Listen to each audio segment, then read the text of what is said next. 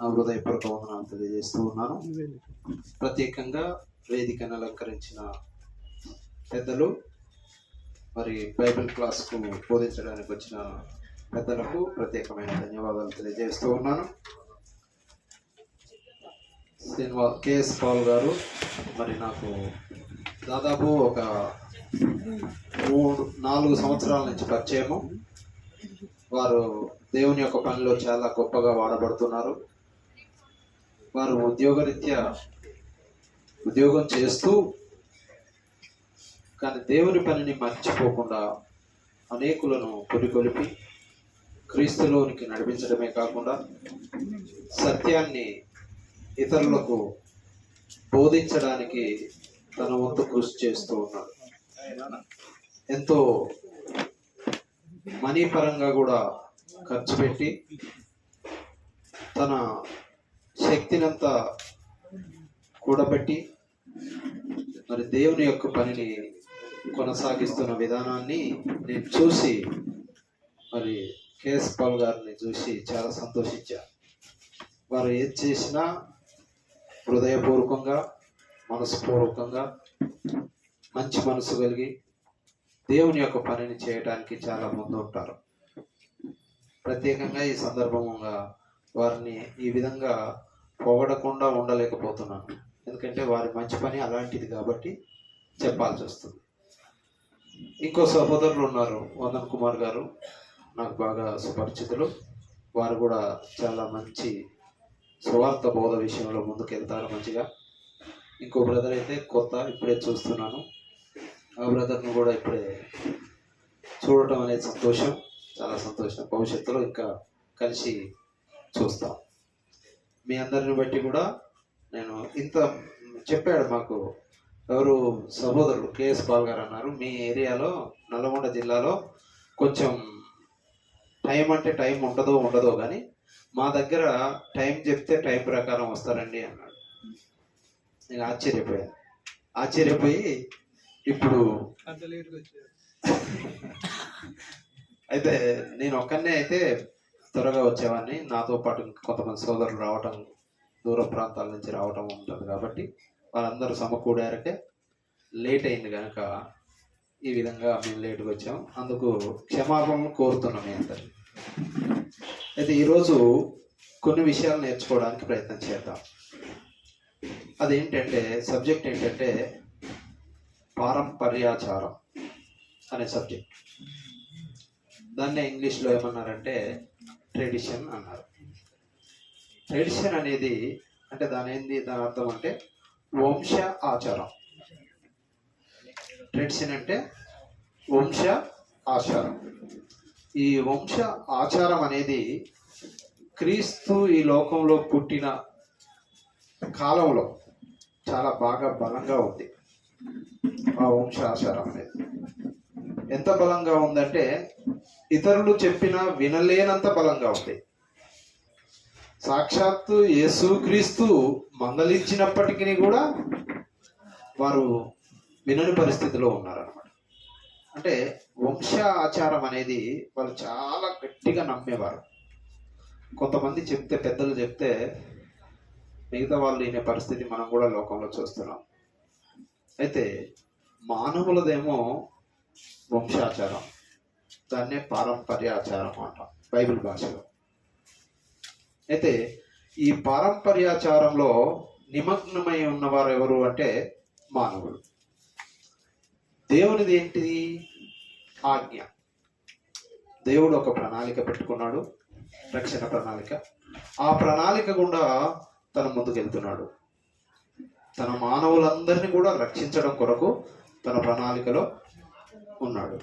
అయితే ఈ మనుషులు ఏం చేస్తున్నారంటే దేవుని ఆజ్ఞ కాకుండా వారి యొక్క పారంపర్యాచారాన్ని బట్టి వాళ్ళు ముందుకెళ్తున్నారు.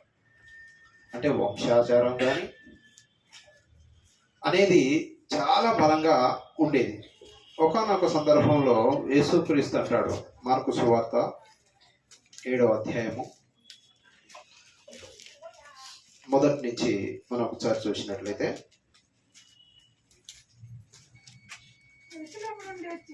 యెరూషలేము నుండి వచ్చి పరిసయ్యులను ఆ, శాస్త్రుల్లో కొందరును ఆ, ఆయన ఎద్దకు కూడి వచ్చి ఉమ్, ఆయన శిష్యులలో కొందరు ఆ, అపవిత్రమైన చేతులతో అనగా ఆ, అలగని చేతులతో భోజనము చేయటం చూసిరి. ఉమ్, పరిసయ్యులను యూదులందరూ సద్దుల పారంపర్యాచారమును బట్టి ఆ, చేతులు కడుగుకుంటేనే గాని భోజనము చేయరు. ఉమ్, మరియు మరియు వారు సంత నుండి వచ్చినప్పుడు ఉమ్, నీళ్లు చల్లుకుంటేనే గాని భోజనము చేయరు. ఉమ్, ఇదియుగాక గిన్నెలను కుండలను ఇత్తడి పాత్రలను నీళ్ళలో కడుగుట మొదలగు అనేక ఆచారములను వారు అనుసరించిన వారు. చాలండి.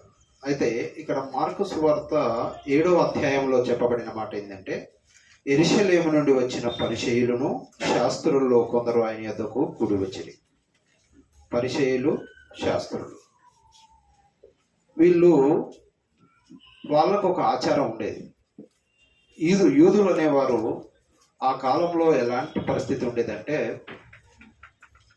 బయటికి వెళ్ళి వచ్చిన మళ్ళీ వెంటనే కాళ్ళు కడుక్కోవడాలు, ముఖం కడుక్కోవడాలు, చేతులు కడుక్కోవడాలు, ఇవన్నీ వాళ్ళ యొక్క ఆచారం. భోజనానికి ముందు శుభ్రత పాటించాలనేది వాళ్ళ ఆచారం. ఒకవేళ ఆ ప్రాంతంలో సమరయ అనే ప్రాంతం ఉంది. ఆ సమరయ ప్రాంతం వీధుల గుండా ఎవరన్నా నడిచి వచ్చినా సరే, ఆ ప్రాంతం అంతా దేవునికి అన్యజనులని, ఆ ప్రాంతం వీధుల గుండి ఎవరు వచ్చినా పాపాత్ములు అవుతారని చెప్పి దాని కొరకు వారిని ఒక దాసుని ఏర్పాటు చేసుకునేవారు. ఒక దాసుడు అంటే ఏం చేసేవాడంటే కాళ్ళు కడగటం. ఆ బజారుల గుండా వచ్చినప్పుడు ఒక నీచమైన దాసుల్లాగా వాళ్ళని ఏర్పాటు చేసుకొని కాళ్ళు గడగటానికే ఏర్పాటు చేసుకొని వాళ్ళు ఆ వంశాచారాన్ని కొనసాగించేవారు అనమాట. ఆ వంశాచారాన్ని కొనసాగిస్తూ బయటికి పడతలేదా, ఆ వంశాచారాన్ని కొనసాగిస్తూ ఉండేవారు అనమాట. చాలా కఠినంగా, అంటే కేవలం కాళ్ళు కడగటానికే ఒక దాసులను ఏర్పాటు చేసుకునేవారు. యూదులు కరాఖండిగా ఉండేవారు. ఏదన్నా మాట అన్నారంటే ఆ మాట మీద ప్రాణాలకైనా తెగించే పరిస్థితి ఉండేదన్నమాట. వాళ్ళ ఆచారం ఏంటి అంటే, చేతులు కడుక్కోకుండా అన్నం తింటే అది చాలా పాపం. కాళ్ళు కడుక్కోకున్నా, చేతులు కడుక్కోకున్నా అది చాలా పాపం. యేసుక్రీస్తు కాళ్ళు కడిగాడు ఎందుకనుకున్నారు? ఆ పని ఆ కాలంలో ఒక నీచమైన దాసుడు చేసే పని అనమాట. ఆ విధంగా వాళ్ళ ఆచారం ఉండేది. ఆ ఆచారాన్ని బట్టి పరిసయ్యులు, శాస్త్రుల్లో కొందరు ఆయన యొద్దకు కూడి వచ్చి ఆయన శిష్యులలో కొందరు అపవిత్రమైన చేతులతో అనగా కడగని చేతులతో భోజనం చేయుట చూచి. అంటే కడగని చేతులతో చూస్తే అపవిత్ర పడిపోతారు అనేది వాళ్ళ ఉద్దేశం. వాళ్ళ ఉద్దేశం అంటే వాళ్ళ వంశ ఆచారం. ఇప్పుడు మన గ్రామాలలో ఇంటికి వచ్చిన చుట్టం వస్తే ఏం చేస్తారు? ఇప్పుడు కార్లలో వస్తారు కాబట్టి షూలు ఉంటాయి కాబట్టి అవన్నీ ఏం లేవు. కానీ ఆ రోజుల్లోనైతే చెంబుతో నీళ్ళు ఇచ్చి కాళ్ళు కడిగిన తర్వాతనే ఇంట్లోకి రమ్మని చెప్పేవారు ఎంట్రన్స్లో. అంటే అలాంటి గొప్ప ఆచారం అదే వచ్చింది. ఇది వంశాచారం అక్కడ ఉన్నదే ఇక్కడికి వచ్చి అప్పటి నుంచి తరం వెంబడి ఇక్కడ దాకా ఆ విధంగా వచ్చింది. అయితే ఈ యొక్క వంశాచారం ప్రకారం వాళ్ళకి అది తప్పు అనిపించింది. చేతులు కడగకుండా తినటం అనేది అపవిత్రం. అపవిత్రం అంటే ఏంది? పవిత్రం కాంతి. దాన్ని పవిత్రం కాంతి అని చెడుగా భావించడం అన్నమాట. ఆ విధంగా వాళ్ళు చూసినప్పుడు 3వ వచనంలో పరిసయ్యులను యూదులందరూ పెద్దల పారంపర్యాచారమును బట్టి చేతులు కడుక్కుంటేనే గాని భోజనం చేయరు. అంటే వంశాచారం ఎంత కఠినంగా ఉందో ఆలోచించేయండి. ఇప్పుడు కొంతమంది చేతులు కడగకుండా భోజనం చేస్తారు. మతి స్థీమతం లేకుండా తిరిగే వాళ్ళు ఉంటారు రోడ్ల మీద. వాళ్ళు ఏం చేస్తారంటే చేతులు కడిగేది ఉండదు. మోరిలో పోతున్న వాటర్ తాగుతారు, అయినా వాళ్ళకేం జబ్బు ఉండదు. వాళ్ళకు ఉన్నది ఒకటే మతిస్థీమతం లేని జబ్బు. కానీ వాళ్ళకేం కాదు. వాళ్ళ హాస్పిటల్ కూడా పోరు, మీకు తెలుసో తెలియదు. మనం రోజు శుభ్రం చేసి కడిగిన చేతులతో తిన్నా త్రాగినా మనకు జబ్బులు వస్తుంటాయి. అయితే వాళ్ళకేం కాదు. అంటే ఈడ ఉద్దేశం ఏంటంటే చేతులు కడగటం అనేది శుభ్రతకు మంచిదే, కానీ ఆ చేతులకు పవిత్రానికి ముడిపెట్టారు చూశారా, ఆడనే తేడా. ప్రభువు వాళ్ళలో ఏం చూశాడంటే, మీరు ఎంతసేపు చేతులు కడిగేది తినే తిండి విషయమే మీరు ఆలోచిస్తున్నారు కానీ మీ యొక్క వంశాచారాన్ని చూస్తున్నారు, కానీ దాన్ని ముందు పెట్టి దేవుణ్ణి ధ్యానించడం కానీ దేవుని దగ్గరికి రావటం కానీ ఇది చేయలేకపోతున్నారు. అందుకే ప్రభు అనేది ఏంటంటే, ఆయనను అడిగారు వచ్చి క్వశ్చన్ వేశారు. 4వ వచనం, మరియు వారు సంత నుండి వచ్చినప్పుడు నీళ్లు చల్లుకుంటేనే గాని భోజనం చేయరు. ఇదియుగాక గిన్నెలను కుండలను ఇతడి పాత్రలను నీళ్లలో కడుగుట మొదలగు అనేక ఆచారములను వారిని అనుసరించేది వారు. అయితే వారికి ఉన్న ఆచారం అనేది చాలా ఏమంటారు, ఖచ్చితమైన ఆచారం, నిష్ట. ఇంకో మాట చెప్పాలంటే దానికి కరెక్ట్ పదం నిష్ట. ఆ నిష్ట కలిగి వాళ్ళు ఆచరించేవారు. కానీ దాంట్లో మునిగిపోయారు, వంశాచారంలో మునిగిపోయారు, కానీ దేవుని సంగతులను తెలుసుకోవడానికి కానీ దేవుని ప్రణాళికను తెలుసుకోవడం కానీ వారు మర్చిపోయారు. ఆడనే వచ్చింది సమస్య అంతా. దేవుని ప్రణాళికనైనా సరే దేవుని యొక్క ఉద్దేశమైనా సరే వారు వినలేకపోయారు. ఇంకో మాట 13వ వచనంలో చూస్తే, మీరు నియమించిన మీ పారంపర్యాచారముల వలన దేవుని వాక్యమును నిరర్ధకము చేయుదురు, ఇటువంటివి అనేకములు మీరు చేయుదురు అని చెప్పాను. ఏమంటున్నాడు అక్కడ? మీరు నియమించిన మీ పారంపర్యాచారం వలన దేవుని వాక్యమును నిరర్ధకము చేయుదురు. ఇక్కడ జరిగేది ఏంటంటే, మనుషుల ఆచారం లేదా వంశ ఆచారాన్ని వాళ్ళు ముందు పెట్టి దేవుని యొక్క వాక్యాన్ని నిరర్ధకం చేస్తున్నారు. అంటే ఇప్పుడున్న ప్రస్తుత పరిస్థితులలో అది జరుగుతుంది. అంటే ఇప్పుడు ఉదాహరణకు క్రిస్మస్ మాసం వచ్చింది. క్రిస్మస్ చేయకూడదు అంటే అనేకులకు కోపం. అంటే ఇప్పుడు పాత నిబంధన కాలంలో పండుగలు అనేవి చాలా ఉండేవి. పులియని రొట్టెల పండుగ అని, పర్ణశాలల పండుగ అని, అమావాస్య పండుగ అని, పున్నం పండుగలు కానీ, ఈ చాలా పండుగలు చేసేవారు. ఆ పండుగలు చేస్తూ వాళ్ళు దాంట్లో నిమగ్నం అయిపోయారు. అయితే అలాంటి పండుగలు మన ప్రస్తుత పరిస్థితులలో మన దగ్గర కూడా పండుగలు ఉన్నాయి. ఆ పండుగలను కూడా వంశాచారంగా చేస్తారు, మానవాచారంగా చేస్తూ ఉన్నారు. కానీ దాన్ని ఇప్పుడు మనం వద్దన్నాం అనుకో, ఏమంటారు చాలామంది, నేను క్రైస్తవుడైనా అసలు పండుగ చేయొద్దంటాడేంది అనే పరిస్థితులు వస్తాయి. మా ఏరియాలో కూడా చాలా మంది ఏం చేస్తారంటే, పండుగలకు కొంచెం నేను దూరంగా ఉండే ప్రయత్నం చేస్తాను. ఎందుకంటే యేసుప్రభువే అన్నాడు, ఇప్పుడు వంశాచారాలను పట్టుకొని మీరు దేవుణ్ణి మర్చిపోతున్నారనే మాట ఉన్నది. ఈ పండుగలు అనేది ఎవలాచారం? ఇప్పుడు క్రీస్తు ఈ లోకానికి వచ్చిన తర్వాత, మరణించి తిరిగి లేచిన తర్వాత ఆయన చెప్పింది ఏంటి? ఒక ఆజ్ఞ ఇచ్చాడు. ఏంటిది? మీరు వెళ్ళండి, సర్వలోకానికి సువార్త ప్రకటించండి, వారిని శిష్యులుగా చేయండి, నమ్మిన వారు బాప్తిసం పొందుతారు, నమ్మని వారికి శిక్ష విధిస్తారు. అంటే మనకు ఆజ్ఞ ఇచ్చాడు. ఆజ్ఞ అంటే ఏంది? కమాండ్ అంటే ఏంటి? వెళ్ళటమే. అంటే మనకు ఆజ్ఞ అనేది వెళ్ళాలి, ఎక్కడికైనా వెళ్ళి సువార్త ప్రకటించాలి. కానీ వాళ్ళు ఏం చేస్తున్నారంటే, సువార్త ప్రకటించడం అటుంచి పండుగల మీద ఎక్కువ దృష్టి పెడుతున్నారు. ఈ పండుగల మీదనే ఆలోచన పెడుతున్నారు. కొత్త బట్టలు, మంచి పిండి పదార్థాలు, మాంస ప్రియులైతే మంచి అన్ని రకాల మాంసాలు, చేపలు, చికెను, మటను, అన్ని రకాల వస్తువులు తెచ్చుకొని పండుగను ఆచరిస్తున్నారు.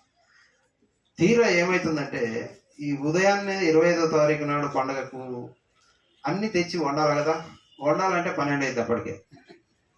ఈ టైంకి లేటుగా వస్తారు. ఇదంతా చూసుకొని చుట్టాలు వాళ్ళు ఇల్లు వచ్చేసరికి ఏమైందంటే లేట్ అవుతుంటుంది వాళ్ళకు భోజనాలు పెట్టడం. చివరికి వచ్చే పరిస్థితి ఏంటంటే ఆరాధన, దేవుని ఆరాధించడానికి వచ్చే టైంకు ఏమవుతుందా వచ్చేస్తారు. చివరి క్షణంలో అందుకుంటారు. అంటే వీళ్ళు ఏం చేస్తున్నారో దీన్ని బట్టి చూస్తే పారంపర్యాచారము అంటే పండగను ఆచరించడం చేస్తున్నారు. పండగ అంటే కొత్త బట్టలు, మంచి భోజనము, మంచి చికెన్, మటను, పిండి వంటలు, మంచి స్వీట్లు, ఇలాంటి మీద ధ్యాస పెడుతున్నారు. మరి ప్రభు అన్నాడు, మీరు దాని మీద కాదు, దాని మీద పెట్టడం ద్వారా దేవుని యొక్క వాక్యాన్ని నిరర్ధకం చేస్తున్నారు అని ప్రభు చెప్తున్నారు. అందుకనే ఈ పారంపర్యాచారాలు ఏంటి అని కనుక్కోవడానికి మనం ప్రయత్నం చేయాలి. ఏది పారంపర్యాచారం, ఏది వంశాచారం, ఏది దేవుని యొక్క ఆజ్ఞ అనేది మనం గ్రహించాల్సిన అవసరం ఉంది. ఇంకా మనం చూసినట్లయితే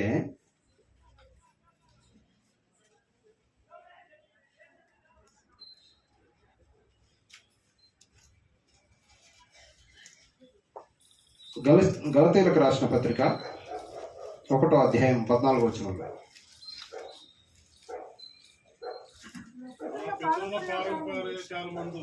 నా పితరుల పారంపర్యాచారముందు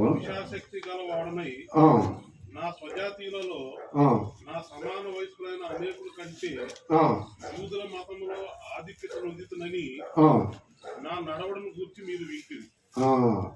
ఇక్కడ ఎవరు అంటున్నారు ఈ మాటలు? పౌలు గారు అంటున్నారు. పౌలు గారు కూడా వారి యొక్క పారంపర్యాచారం అంటే వాళ్ళ వంశాచారం కానీ వాళ్ళ పితరులు చేసిన ఆచారాలన్నీ కూడా చాలా నిష్ఠగా పాటించేవాడు.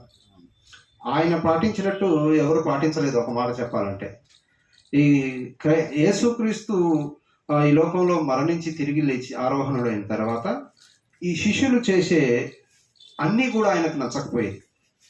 ఎందుకు నచ్చపోయేది అంటే ఆయన ఉన్న సిచ్యువేషన్ ఏంటి అంటే పెద్దల పారంపర్యాచారం సిచ్యువేషన్లో ఉండిపోయాడు. ఆయన ఉండిపోయి ఏం చేశాడు? ఆయన అదే ఫాలో అయ్యాడు. కానీ శిష్యులు ఏం చేస్తున్నారు? క్రీస్తు యొక్క సత్యాన్ని ప్రకటిస్తున్నారు, అనేకులను రక్షణలోకి తేవటానికి ప్రయత్నం చేస్తున్నారు.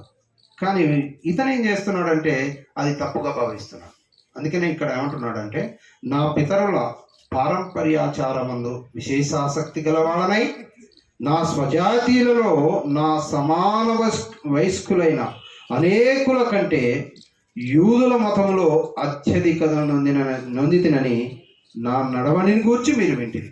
అంటే వాళ్ళందరికీ తెలుసు అన్నమాట. గలతీయులకు అందరికీ తెలుసు. గలతీలో ఉన్న సంఘస్థులకు కానీ ఆ ప్రాంతంలో అందరికి కానీ ఈయన యాక్టివిటీస్, పౌలు గారి అంటే పౌలు కన్నా ముందు సౌలు అనేది అందరికీ తెలిసిన విషయమే. సౌలుగా ఉన్నప్పుడు ఆయన యాక్టివిటీస్ కానీ ఆయన పద్ధతులు కానీ ఆయన అందరిలో ఆయన వయసు అంటే ఆయన వయసులో ఉన్న అందరూ అనేక మంది ఉంటారు. ఒక ఏజీ గ్రూప్ ఉంటారు. ఆ ఏజీ గ్రూప్లో వాళ్ళందరికంటే ఈయన ఎక్కువ అంటే నిష్ఠ కలిగిన వ్యక్తి. పెద్దల పారంపర్యాచారాన్ని ఆచరించే విషయంలో మాత్రం ఈయన దిట్ట. ఈయనకు మించిన ఆ సమాన వయస్కులలో ఇక ఎవరు లేరు అన్న సంగతి మీకు తెలుసు అంటున్నాడు. అంటే ఈయన చేసే యాక్టివిటీస్ అన్నీ కూడా ఆ ప్రాంతాల వారు, ఆ గలతీ సంఘస్థులు కానీ వాళ్ళందరూ కూడా బాగా చూశారు. కాబట్టి ఆ గలతీలకు పత్రిక రాస్తూ తనొక లోపల ఉన్న ఇదివరకు ఉన్న తన నేచర్ ఏదైతుందో ఆ నేచర్ను తెలియపరుస్తూ ఈ మాట అంటున్నాడు. నేను పెద్దల పారంపర్యాచారంలో చాలా ఆసక్తి కలిగి ఉన్నానని సంగతి మీకు తెలుసు. చాలా ఆసక్తి కలిగి ఉన్నాడు. అలాంటి పారంపర్యాచారం ఆసక్తి ఏదైతుందో క్రైస్తవులు కూడా, ఇప్పుడున్న నేటి క్రైస్తవులు కూడా ఆ ఆసక్తిలోనే ఉన్నారు. ఎలా ఉన్నారు అంటే, ఎవరన్నా తుమ్మితే ప్రయాణం బంద్ చేసుకుంటారు. తుమ్ము అనేది మనిషికి వచ్చే సహజ స్థితి. అది తుమ్ముకు ప్రయాణానికి ఏం ప్రాబ్లం, సంబంధం లేదు కదా. తుమ్మోతికి అడ్డం వచ్చిన బానే అని తుమ్ము వస్తే ప్రయాణం, ఇదేం ఆచారం? ఇప్పుడు క్రైస్తవులే కదా. ఇప్పుడు కొంతమంది ఇల్లు కడతారు, వాస్తు అంటారు. వాస్తు లేకుంటే క్రైస్తవుడే ఆదివారం ఆరాధన చేస్తాడు, బైబిల్ బాగా బోధిస్తాడు. వాస్తుకు ఎవరు ఇవ్వాలి ప్లాను? వాస్తు ప్లానర్ కావాలి. వాస్తవానికి ఏం బాధ, ఏం లాభం అంటే, ఇక్కడ ఉన్న దర్వాజా తీసి అక్కడ పెట్టిస్తాడు. ఈ దర్వాజా గుండా మీరు నడిస్తే మీకు కీడు, మీ కుటుంబంలో కీడు సంభవిస్తుంది, లేకపోతే ఏదో సమస్యలు వస్తాయంటే మళ్ళీ 1 లక్ష ఖర్చు పెట్టి దర్వాజా తీసి వేరే దగ్గర పెట్టేస్తాను. క్రైస్తవులు నేను చాలా మందిని చూశాను. ఒక సంఘ పెద్ద నాతో అన్నాడు, వాస్తులు ఏంది ఇల్లు కట్టకూడదండి. నేను మా ఇల్లు చిన్నగా కడుతూ ఉన్నాను. అతను వచ్చాడు, వచ్చి వాస్తు కడతలేవు, ఇది మంచిగా ఉండదు నీకు అన్నాడు. అంటే సరే మంచిదని చెప్పిన, నా ప్లాన్ ప్రకారం నా మనసులో ఏదైతుందో నా మనసులో ఉన్న ప్రకారం నేను చేసేసినాక మరలా కన్స్ట్రక్షన్ అయినాక వచ్చి వాస్తు కడతలేవు కదా అన్నాడు. నేను తెచ్చినా పర్వాలేదు, నువ్వు చెప్పిందో బాపనాయన ఏదో కల్పితాలు చెప్పిందో, అంటే బాపనాయన అన్నంత మాత్రం ఎవరు బాధపడద్దు, విన్న వాళ్ళంతా, కానీ కొంతమంది వినేవాళ్ళు బాధపడద్దు. వాళ్ళు చెప్పిన కల్పితాలు నేను నమ్మను. బైబిల్లో ఈ వాస్తు చూడాలని, వాస్తు చూసే మొక్కుపోయాలని, ఇల్లు కట్టాలని ఈ వంశాచారం అయితే మాకేం లేదు, ఈ మనుషుల ఆచారం అయితే ఏం లేదు. ప్రార్థన చేసుకుంటాం, దేవుని చిత్తం మనం ఉంటే బ్రతాం, లేకపోతే లేదు. మనం ఎంతవరకు బ్రతకాలో అంతవరకు బ్రతాం, అంతే తప్ప మనం వాస్తు అసుంట జరిపిన కొంచెం ఒక పీట అసుంటును, లేకపోతే వాయుమూలకు ఎక్కువ ఉండాలను మనం పెట్టినంత మాత్రం మనం బ్రతమా? మనం బ్రతకం. మనం వచ్చేస్తారని పోయేది పోతూనే ఉంటుంది. కేవలం మనం ఈరోజు బ్రతుకున్నందుకే దేవుని కృతజ్ఞత చెల్లించాలి, అంతే. రేపు నువ్వు ఎంత బాగా డిజైన్ చేసినా అది చూడకుండా కూడా పోవచ్చు. మనం చాలామంది ఇళ్ళని పూర్తి చేసినాక ఇళ్ళకి పోయే ముందర ఆ ఇల్లు కూడా చూడని వ్యక్తులు మరణించిన వాళ్ళు ఉన్నారు. అంటే ఇలాంటి క్రైస్తవులు ఉన్నారు, ఇంకా నేటికి లేరంటారా? చాలా మంది ఉన్నారు.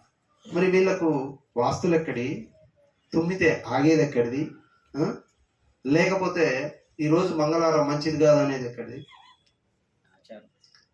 మంగళవారం అనేది ఎంత ఎఫెక్టివ్ ఉందో నేను చూస్తున్నాను. ఈ మధ్య నకరికల్లో మద్రాస్ ఫిల్టర్ కాపీ అనేది ఒకటి నేను కట్టించాను. దానికి మంగళవారం రోజు రద్దీ తక్కువ ఉంటుంది, అంటే మనుషులు తక్కువ వస్తారు. ఏంది అని దీని మీద నేను బాగా రీసెర్చ్ చేస్తే మంగళవారం అన్ని ప్రయాణాలు బంద్ అండి అన్నాడు. అంటే మంగళవారం గోలిగా ఊరికి వెళ్ళొద్దు. బైబిల్ తెలవని వాళ్ళు వెళ్ళటం అనేది సహజం, అది కరెక్టే, వారికి సబబే, వారు చేసేది వారికి కరెక్టే. కానీ బైబిల్ తెలిసినాక కూడా ఇలా మంగళవారం అంటగా ఇలా డేట్ మార్చరా అంట, డేట్ మార్పిస్తారు, తెలుసా మీకు? ఇలాంటి క్రైస్తవులు మరి ఏ ఆచారాన్ని బట్టి పోతున్నారు అంటే పెద్దల పారంపర్యాచారం. పెద్దల పారంపర్యాచారం అనేది కాదు. అందుకనే ప్రభు అనేది ఏంటంటే ఈ ఆచారాన్ని మీరు అనుసరించి దేవుణ్ణి వెనకకు పెడుతున్నారు. ఇప్పుడు అంతే కదా, మనం ఇవన్నీ ఆచరించినామంటే. అందుకనే అపోస్తలుడైన పౌలు ఏమంటున్నాడు? గలతీయులకు రాసిన పత్రిక 4వ అధ్యాయము 10వ వచనం. మీరు మీరు దినములను మాసములను ఉత్సవ కాలములను సంవత్సరములను ఆచరిస్తున్నారు. అంటే దినములు అంటే ఈరోజు మంచిది కాదు అనేది, మంగళవారం అనేది ప్రయాణానికి మంచిది కాదు అనేది ఆచరిస్తున్నారు. ఈ గలతీ సంఘస్థులు అలా చేయబట్టే తను దీన్ని మెన్షన్ చేశాడు. ఈ ఉత్సవ కాలాలు కూడా అంటే వారు రోజు ఈ రోజు కంటే ఇంకో రోజు మంచిదని చేయటము, పండుగలు ఆచరించడము, ఇవన్నీ కూడా దేనికి సందేశము అంటే దేవునికి దూరం కావటానికి సందేశం. ఈ విషయాన్ని చాలా మంది గ్రహించలేకపోతున్నారు. మీరు దినములను మాసములను, కొంతమంది ఏమో నెలలు, ఈ నెల మంచిది కాదు, ఈ నెల అంతా అయిపోతే కీడు వెళ్ళిపోద్దట, నెక్స్ట్ మంత్ మంచిగా ఉందంట, అప్పుడు మనం ఏదైనా శుభకార్యం కానీ లేదా ఇల్లు కన్స్ట్రక్షన్ కానీ ఇంకేదైనా సరే విహార యాత్రలకు వెళ్ళే వాళ్ళు కూడా ఆ సమయంలో మంచిగా ఉంటుందంట, ఈ మాసం అంతా వెళ్ళిపోవాలండి, ఇంకా ఇవన్నీ చేసేస్తారు. పెళ్ళైనప్పుడు కూడా ఆషాఢ మాసం అంట, అమ్మాయి అత్తమామ ముఖం చూడకూడదట అని కూడా క్రైస్తవులు ఒక ఆచారం. ఇదంతా కూడా అందుకనే పౌలు అనేది ఏంటంటే మీరు దినములను మాసములను ఉత్సవ కాలములను సంవత్సరములను ఆచరించుతున్నారు. మీ విషయమై నేను పడిన కష్టము వ్యర్థమైపోవునో ఏమో అని మిమ్మును గూర్చి భయపడుతున్నాను. అంటే వీళ్ళు చేసిన ఈ యొక్క దినాల గురించి, మాసాల గురించి, ఉత్సవాల గురించి, సంవత్సరాల గురించి, వాళ్ళు ఆచరించే ఆచారం ఏదైతుందో, ట్రెడిషన్, వంశాచారం, పారంపర్యాచారం ఏదైతే చేస్తున్నారో ఆయనకే భయమైంది. ఒక మాట చెప్పాలంటే పౌలు అంతటోడికే భయమైందంటే మనకెంత. పౌలు చాలా గొప్ప వ్యక్తి. ఆయన కట్టుకున్న నడికట్టు గుడ్డలు ముట్టుకుంటేనే రోగులు బాగుపడ్డారు. ఆయన ఏం చెప్తే అది. ఒక మాట చెప్పాలంటే చనిపోయిన ఐతుకనే వనస్తుని లేపాడు. అది చూసిన వాళ్ళు మిగతా వాళ్ళు ఏమని ఆలోచన చేస్తారంటే దేవుడు అబ్బా ఇంత గొప్ప వ్యక్తి, ఆయన ఏది చెప్తే అది అయినాలి. కానీ ఇక్కడ పౌలు ఏమని మొత్తుకుంటున్నాడు, ఇక్కడ మీరు దినములను మాసములను ఉత్సవ కాలమును సంవత్సరములను ఆచరిస్తున్నారు. మీ విషయమై నేను పడిన కష్టం వ్యర్థమైపోనేమో. అంటే ఈయన చెప్పిన అంత చెప్పాడు. వంశాచారం కరెక్ట్ కాదు, పారంపర్యాచారం కాదు, దేవుని వాక్యమే ముఖ్యము, దేవుని మాటలే ముఖ్యం, దేవుణ్ణి ఆరాధించడమే ముఖ్యమని ఏదైతే చెప్పాడో ఆ చెప్పిందంతా కూడా వ్యర్థమైపోద్దని భయమైందంట అతనికి. అంటే అతనే అంత భయపడ్డాడంటే వీళ్ళు ఎంత కూరుకుపోయారు. చాలా బురదలోకి నడుముల లోతు వరకు కూరుకుపోతే కదలలేని స్థితి ఎలా ఉంటుందో అలాంటి స్థితిలో కూరుకుపోయినప్పుడే తనకు భయం కలిగింది అనమాట. ఇంత కష్టపడ్డా ఇదంతా వ్యర్థమైపోతా. మరి నేటి క్రైస్తవులు మరి ఏమిటి, ఈ యొక్క దినాలను, ఈ మాసాలను, ఈ ఉత్సవ కాలాలను ఎందుకు ఆచరిస్తున్నారు? ఇప్పుడు డిసెంబర్ 25 రేపు ఆరాధించడం మంచిది ఏ రోజైనా, కానీ క్రీస్తు జన్మించిన జన్మదినం అయితే రేపు డిసెంబర్ 25 అనే మాట మాత్రం బైబిల్లో ఎక్కడ లేదన్న సంగతి మనందరికి తెలిసిన విషయం. మరి ఇది ఎలా వచ్చింది అంటే రోమన్ క్యాథలిక్ వారు, కొంతమంది పెద్దలు, బిషపులు అందరూ ఆ కాలంలో యేసుక్రీస్తు మరణించిన కాలం కొంతకాలం తర్వాత చలికాలం ప్రాంతంలో, అంటే చలి అనే ప్రాంతంలో, డిసెంబర్ మాసంలోనే చలి వస్తుందిగా, డిసెంబర్లో లేకపోతే జనవరి, నవంబర్ నుంచి 3 నెలలు బాగా ఉంటుంది చలి.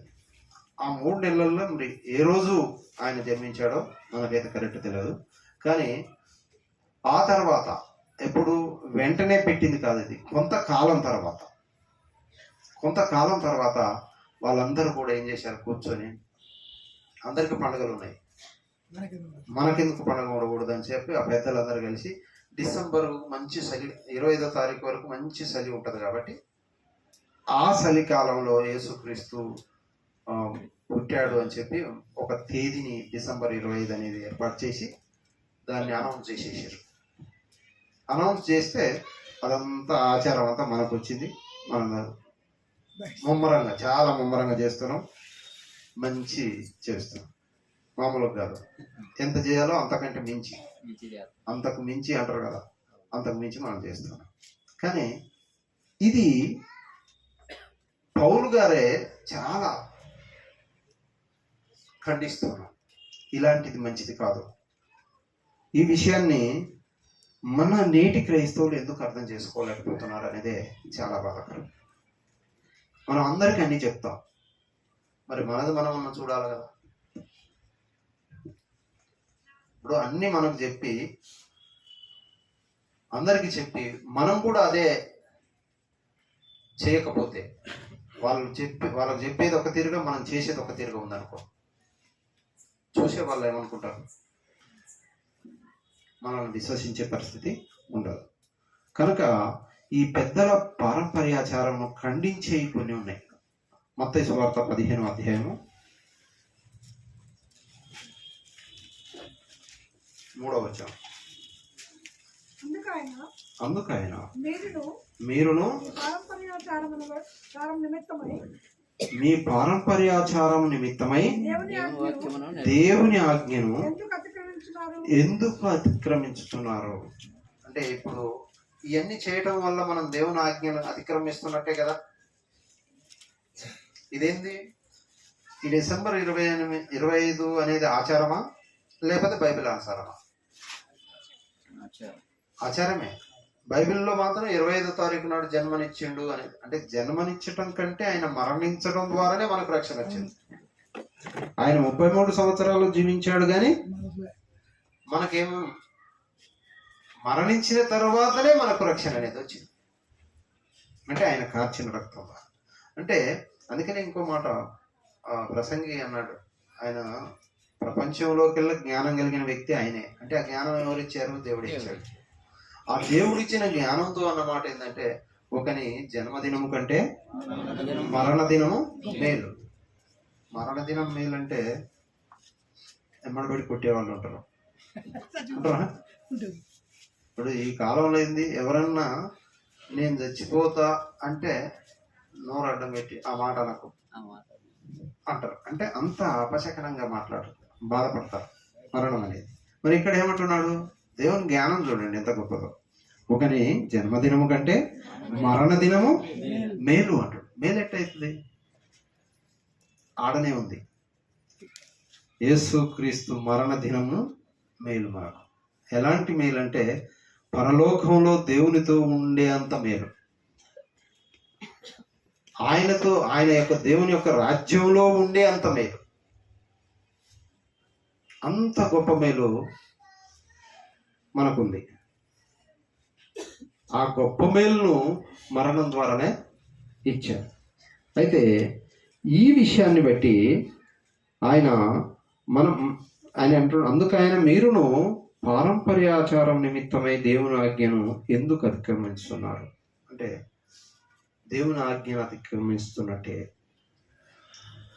పెద్దల పారంపర్యాచారం అంటే దాదాపు ఒక 600 సంవత్సరాలు, క్రీస్తు శకం 600 సంవత్సరంలో ఈ యొక్క క్రిస్మస్ అనే వేడుక అనేది ఏర్పాటు చేసి లోకానికి పంపించేశారు. క్రిస్మస్ సంబరాలు జరిపించుకోవాలి. లోకానికి పంపించిన తర్వాత మనం అందరం కలిసి చేస్తూ ఉన్నాం.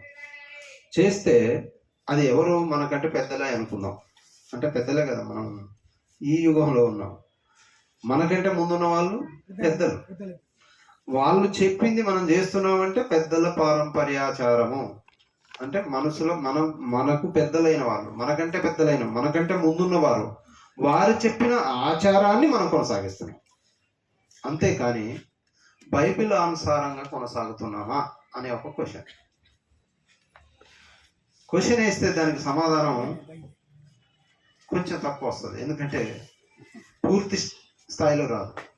ఎందుకు రాదు అంటే అందరూ అదే చేస్తారు కాబట్టి.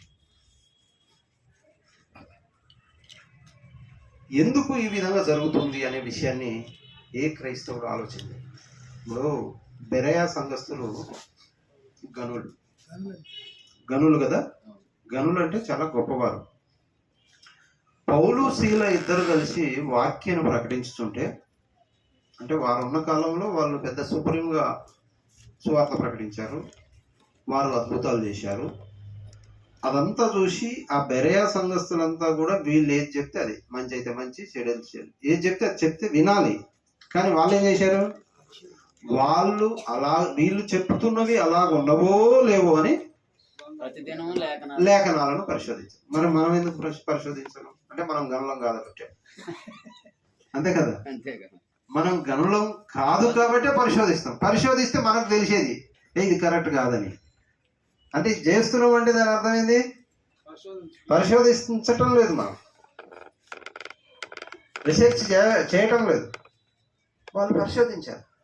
పౌలు ఆయన చెప్పింది వేదం. అప్పుడు ఒక మాట చెప్పాలంటే ఆయన చేసిన అద్భుత కార్యాలకు కానీ, ఆయన చేసిన గొప్ప పనికి కానీ, అదివరకు చేసిన విధ్వంసము, ఆ తర్వాత చేసిన అద్భుత కార్యాలను, ఈ రెండింటిని బట్టి ఆ వ్యక్తిని చాలా మంది చెప్తే అదే వినాలి.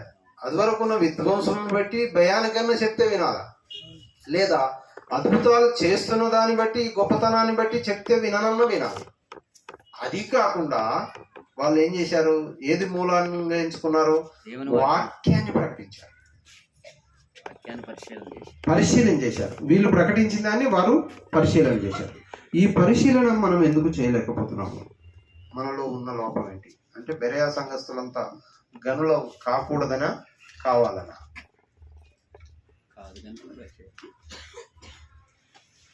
ఈ విషయాన్ని మనం చాలా కొలసీలకు రాసిన పత్రిక 2వ అధ్యాయం 8వ వచనం.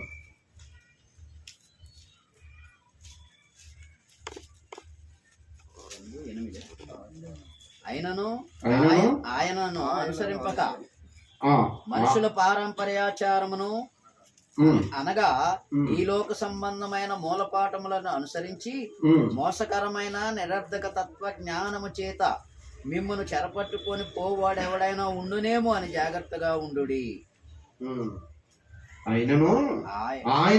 ఆయనను అనుసరింపక మనుషుల పారంపర్యాచారమును అనగా ఈ లోక సంబంధమైన మూలపాఠములను అనుసరించి,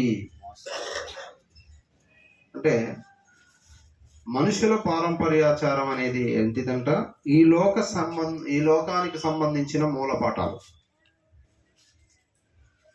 దేవుని యొక్క ఆచారం వేరు, ఆజ్ఞ వేరు, దేవుని యొక్క పద్ధతులు వేరు, మనుషుల పద్ధతులు వేరు, మనుషుల ఆలోచనలు వేరు. దేవుని ఆలోచనలు ఉన్నతమైనవి, మనుషుల ఆలోచనలు అశాశ్వతమైనవి.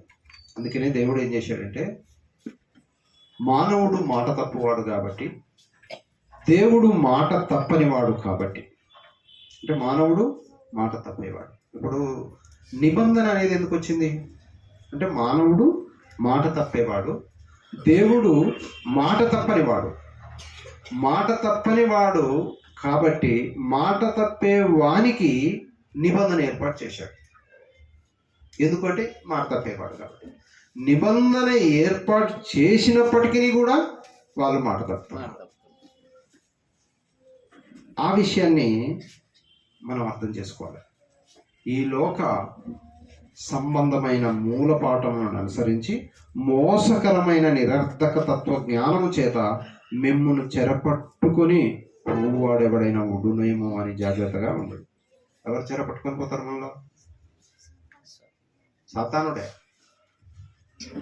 ఇప్పుడు సాతానుడు చెరపట్టుకొని ఎలా వెళ్తాడంటే, ఇవన్నీ చేయించడం ద్వారానే, ఇవన్నీ చేయటం ద్వారానే. ఇప్పుడు ఏ గుంపులు ఉన్నాం మనం? దేవుని గుంపులో ఉన్నాం, క్రైస్తవ పరిశుద్ధుల గుంపులు ఉన్నాం. పరిశుద్ధుల గుంపులు ఉన్న వాళ్ళు పరిశుద్ధమైన పద్ధతిగానే వెళ్ళాలి. మరి పరిశుద్ధులు కాని గుంపులో ఉన్నాం అనుకో, వాళ్ళు ఏదైనా చేసుకోవచ్చు. పెద్దల పారంపర్యాచారం చేసుకోవచ్చు, వాళ్ళ ఇష్టం వచ్చింది ఏదైనా చేసుకోవచ్చు, పండుగలైనా చేసుకోవచ్చు, ఏదైనా చేసుకోవచ్చు. కానీ పరిశుద్ధులకు తగనిది ఏంటిది అంటే, ఈ పండుగలు. మరి ఎందుకు ఈ మాట అంటున్నాడు ఆయన? ఇది తగందనే కదా. ఇప్పుడు గలతీ సంఘానికి అదే చెప్తున్నాడు, కొలసీ సంఘానికి అదే చెప్తున్నాడు. ఎందుకంటే వీళ్ళు అప్పటికే ఆచారంలో ఉన్నారనమాట.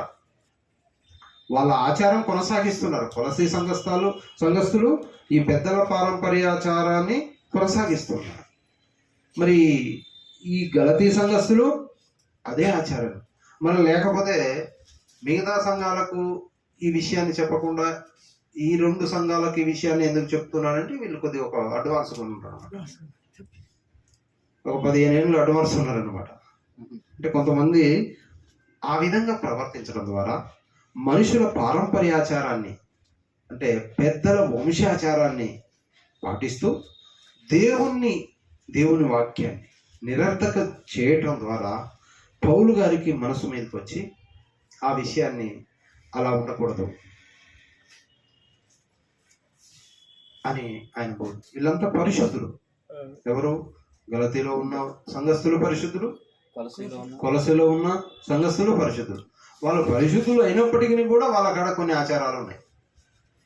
మనం కూడా పరిశుద్ధులు అయినప్పటికీ కూడా మన కాడ కొంతమంది కాడ, అందరి కాడ లేకపోవచ్చు, కొంతమంది కాడ ఉన్నాయి. అది వాళ్ళకి చెప్పిన ఈ సూచనలు మనకు కూడా వర్తిస్తాయి. ఇది మనకు ఒక్కరికి కాదు, ఈ తరానికే కాదు, ఈ భూలోకం ఉన్నంత వరకు రాబో తరాలందరికీ కూడా ఇది వర్తించేది. ఈ యొక్క వాక్యాన్ని బాగా అర్థం చేసుకొని ముందుకెళ్తే ఈ పెద్దల పారంపర్యాచారం పాటించినట్టు ఉండదు. చాలామంది అబ్జర్వేషన్ చేస్తారు. ఇప్పుడు కొంతమంది ఏం చేస్తారంటే, చెప్పేవాడు చెప్తే వినేవాడి కన్నా ఉండాలి కదా అంటారు. అదేదో నాకు అర్థమైంది.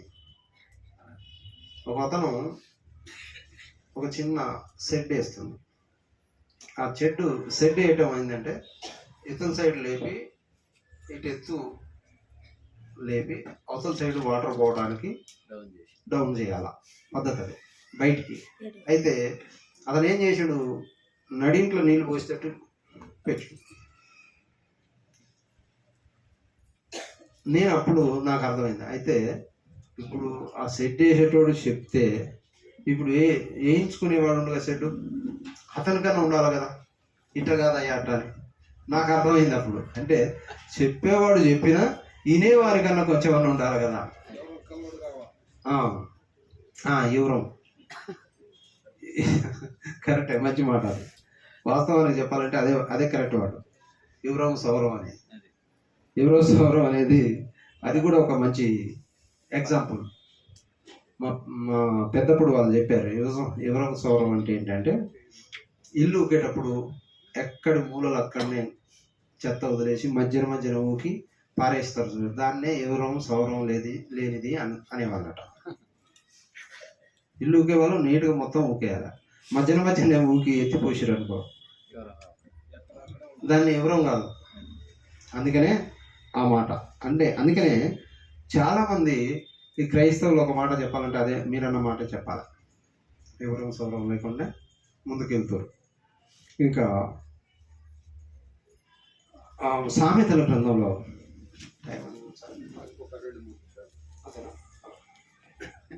అది ముఖ్యం. సామెతల గ్రంథం 30వ అధ్యాయము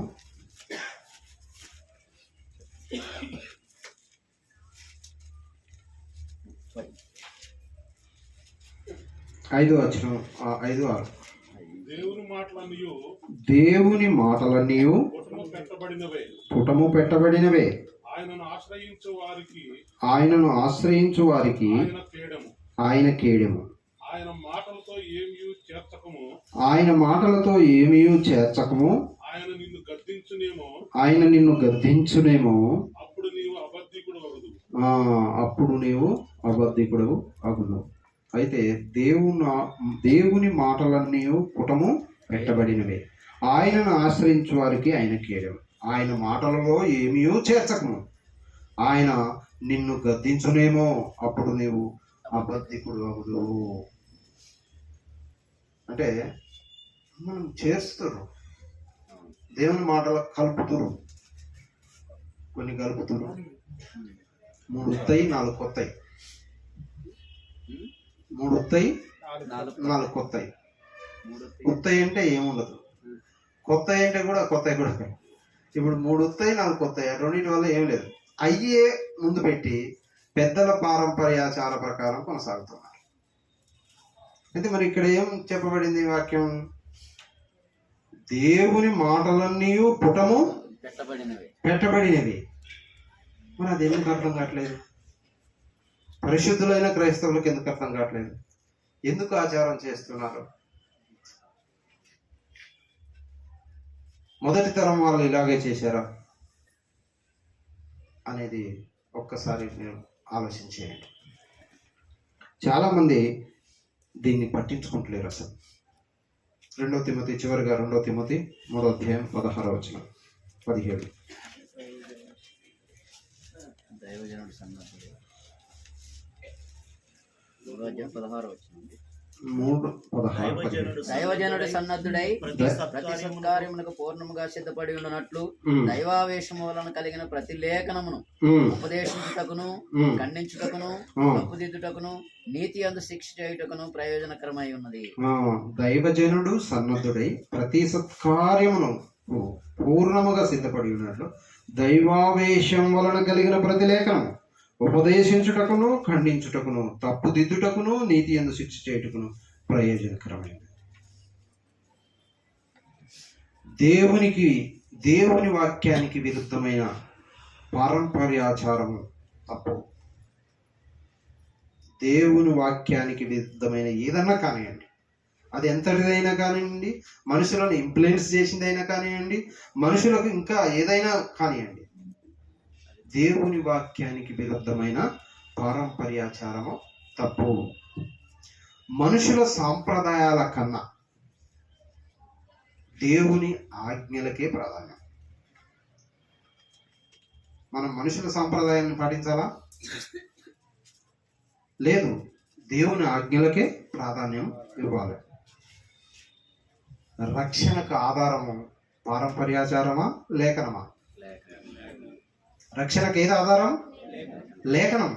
పారంపర్యాచారం నిన్ను రక్షించదు, నీ పండుగలు నిన్ను రక్షించదు. పారంపర్యాచారం అనేది తప్పు. ఏమైనా లేఖనం మాత్రమే నిన్ను రక్షిస్తుంది. లేఖనాన్ని అనుసరించి మనం సువార్త ప్రకటించాలి. ప్రతిదానికి తప్పుదిద్దొచ్చు ఆ లేఖనం ద్వారానే, బుద్ధి చెప్పొచ్చు ఆ లేఖనం ద్వారానే, రక్షణ కల్పించవచ్చు ఆ లేఖనం ద్వారానే. కాబట్టి పెద్దల పారంపర్యాచారం అనేది మనం ఆచరించొద్దు, కానీ దేవుని యొక్క మాటలని ఇతరులకు సువార్త ప్రకటించి అనేకం రక్షించాలని కోరుతూ, మరి నాకు సమయం ఇచ్చిన పెద్దలందరికీ వందనాలు తెలియజేస్తూ ముగిస్తున్నాను.